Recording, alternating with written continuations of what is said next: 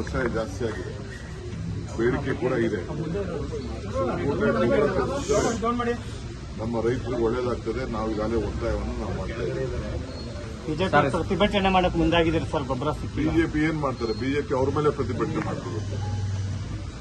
ಅವರ agriculture minister ಮೇಲೆ, ಅವರ ಫರ್ಟಿಲೈಸರ್ ಮಿನಿಸ್ಟರ್ ಮೇಲೆ ಅವರು ಪ್ರತಿಭಟನೆ ಮಾಡಬೇಕು. ನಮ್ಮ ಮೇಲೆ ಯಾಕೆ ಮಾಡ್ತಾರೆ? ಗೊಬ್ಬರ ನಮ್ಮತ್ತಿದೆಯಾ?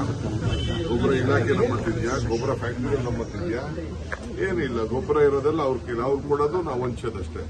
ನಾವು ಹಂಚೋದ್ರಲ್ಲಿ ಏನಾದ್ರು ತಾರತಮ್ಯ ಮಾಡಿದ್ರೆ ಎಲ್ಲ ಲೆಕ್ಕ ಇದೆ. ಯಾವ ಸೊಸೈಟಿಗೆ ಎಷ್ಟೆಷ್ಟು ಗೊಬ್ಬರ ಬಂದಿದೆ, ಯಾವ ಡಿಸ್ಟಿಕ್ ಗೊಬ್ಬರ ಬಂದಿದೆ, ಎಲ್ಲ ದಾಖಲೆ ಇದೆ. ಎಲ್ಲ ಪರಿಶೀಲನೆ ಮಾಡಿ ಎಲ್ಲರಿಗೂ ನೋಡ್ತೀವಿ. ಪಾಪ ನಾವು ರೈತರಿಗೆ ಸಹಾಯ ಮಾಡಬೇಕು ಅಂತ ಹಿಂದೆ ಗೊಬ್ಬರ ಕೊಡಕ್ಕಾಗದೆ ಸರ್ಕಾರ ಇದ್ದಾಗ ಗುಂಡಾಕ್ಸಿದ್ರು. ನಾವು ಯಾವ ಕಾರಣಕ್ಕೂ ಆ ಕೆಲಸಕ್ಕೆ ಹೋಗಿಲ್ಲ, ನಾವು ಹೋಗುದು. ಸರ್, ಇವತ್ತು ಸಿಎಂ ಜಿಲ್ಲಾವಾರು ಸಭೆಯನ್ನ ಮಾಡ್ತಾ ಇದ್ದಾರೆ. ಬೆಂಗಳೂರಿನ ಶಾಸಕರ ಸಭೆಗೆ ಇನ್ನೂ ಕೂಡ ಸಮಯ ನಿಗದಿ ಮಾಡಿಲ್ಲಲ್ಲ, ಯಾಕೆ ಸರ್?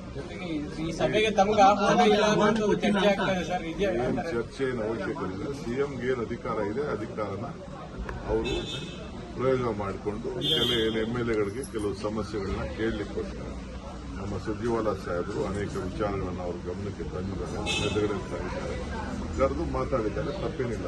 ಕೆಪಿಸಿಸಿ ಅಧ್ಯಕ್ಷರು ಡಿಸಿಎಂ ಆಗಿದ್ದಾರೆ, ತಮಗೆ ಆಹ್ವಾನ ಇಲ್ಲ. ಲೆಕ್ಕದ್ದೆ ಆಯ್ತಲ್ಲ. ನಿಮ್ಗೆ ಕಷ್ಟ ಅಲ್ಲ, ನಮ್ಗೆ ಕಷ್ಟ ಇದ್ದವರು ನಿಮ್ಗೆ ಕಷ್ಟ ಜಾಸ್ತಿ ಆಗಿದೆ. ಎಲ್ಲ ಸಭೆಯಲ್ಲೂ ನೀವು ಸಿಎಂ ಡಿಸಿಎಂ ಒಟ್ಟಿಗೆ ಸಭೆಯಲ್ಲಿ ಇರ್ತಾ ಇದ್ರಿ. ಆ ಕಾರಣಕ್ಕಾಗಿ ಈ ಸಭೆಗೂ ತಾವು ಇರಬೇಕಿತ್ತು ಅಂತ ಬಯಸುತ್ತಪ್ಪ ಅಂತ. ನನಗೆ today meeting party general secretary consulted all the legislators. They wanted to have spoken immediately and raise a lot of concerns that has been given to the Chief Minister. The Chief Minister will discuss on this issue. As far as Bangalore is concerned, we have a separate agenda for it. We will discuss later. I have also spoke to the Chief Minister on this issue because Bangalore needs a lot of financial support for all the MLAs. I also had a separate meeting with some of the legislators. Let the rural legislators be over and let rains also be stopped.